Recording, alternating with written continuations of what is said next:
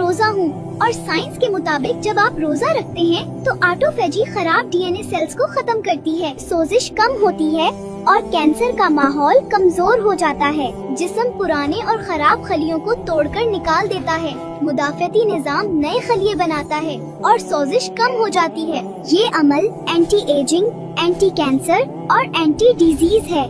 जब आप 0 से 6 घंटे रोजा रखते हैं तो जिस्म सबसे पहले ग्लूकोज यानी शुगर इस्तेमाल करता है और इंसुलिन लेवल भी हाई रहता है। जब आप 8 से 12 घंटे रोजा रखते हैं तो इंसुलिन लेवल गिरना शुरू हो जाता है, फैट बर्निंग ऑन हो जाता है और ब्लड शुगर मुस्तहकम होने लगती है। 12 से 16 घंटे के रोजे में इंसुलिन रेजिस्टेंस कम हो जाती है, जिगर और मसल्स शुगर को सही इस्तेमाल करते हैं, चर्बी से तवानाई बनती है, शुगर से नहीं। रोजा डायबिटीज और टाइप 2 डायबिटीज को कंट्रोल करने का मजबूत जरिया है।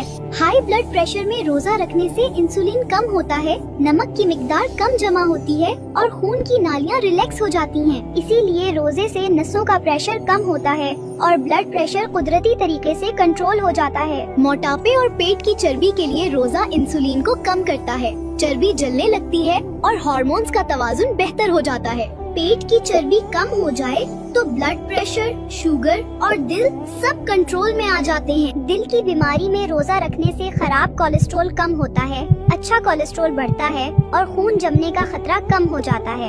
इसीलिए रोजे से हार्ट अटैक और फॉलिज का खतरा कम हो जाता है। स्ट्रेस, एंजाइटी और डिप्रेशन में रोजा कोर्टिसोल कम करता है, दिमाग का BDNF बढ़ाता है, दिमाग को सुकून मिलता है और जज्बात मुतवाजुन हो जाते हैं।